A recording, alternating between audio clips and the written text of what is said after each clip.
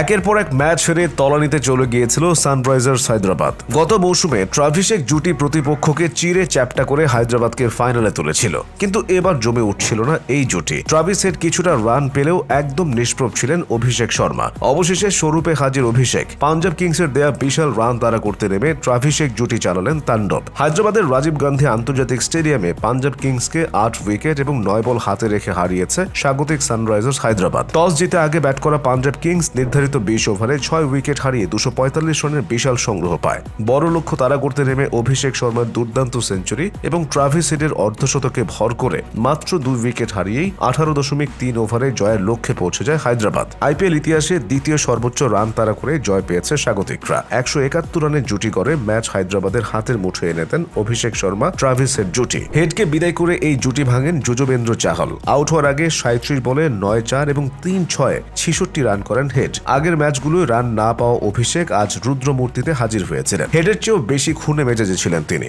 মাত্র 40 বলে 11-4 এবং 6 ছক্কায় সেঞ্চুরি পূরণ করেন তিনি। সেঞ্চুরি পূর্ণ করেই পকেট থেকে একটি চিরকুট বের করেন, যেখানে লেখা এটা অরেঞ্জ আর্মির জন্য। অভিষেককে ফিরিয়ে এই জুটি ভাঙেন আর্শদীপ সিং। তার আগে অবশ্য আইপিএলে ভারতীয়দের মধ্যে সর্বোচ্চ রানের ইনিংস খেলে ফেলেছেন অভিষেক। আউট হওয়ার আগে মাত্র 55 বলে 14-4 এবং 10-6 141 রান করেন অভিষেক। ঈশান কিষানকে নিয়ে বাকি কাজটুকু সারেন ক্লাসেন। আর্শদীপ 4 ওভারে মাত্র 37 রান দিয়ে 1 উইকেট শিকার করেন। অন্য উইকেটটি শিকার করতে 56 রান খরচ করেন চাহল। এর আগে টস জিতে ব্যাট করতে নামা পাঞ্জাবকে বড় সংগ্রহ এনে দেন অধিনায়ক শ্রেয়াস আয়ার। মাত্র 36 বলে 6টি করে 4 ছক্কায় 82 রান করেন তিনি। এছাড়া দুই ওপেনার প্রভু সিমরন সিং 36 বলে 42 এবং প্রিয়ানুশ আরিয়া 13 বলে 36 রান করেন। নেহাল ওয়াধিরা 22 বলে 27 রান করে অবদান রাখেন। দুই ওপেনার শুভমান গিল ও সাই সুদর্শনের ব্যাটে লখনৌ সুপার জায়ান্টসকে 6 উইকেটে 181 রানের লক্ষ্য দিয়েছিল উড়ন্ত গুজরাট টাইটান্স। তাদের দেওয়া লক্ষ্য 3 বল হাতে রেখেই পেরিয়েছে লখনৌ। তারা 6 উইকেটে জিতলেও দলপতি ঋষভ পন্থের আইপিএল ব্যর্থতা চলছেই।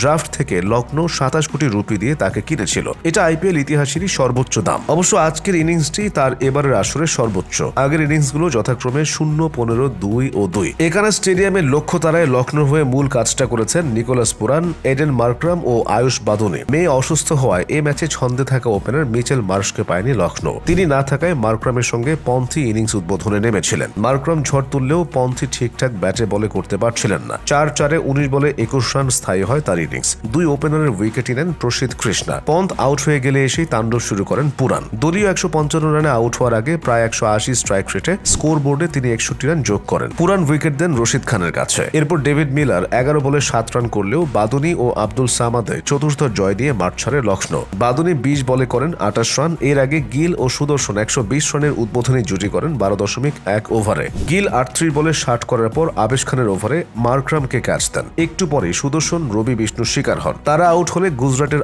আর কেউ ব্যাট হাতে সেভাবে দাঁড়াতে পারেননি।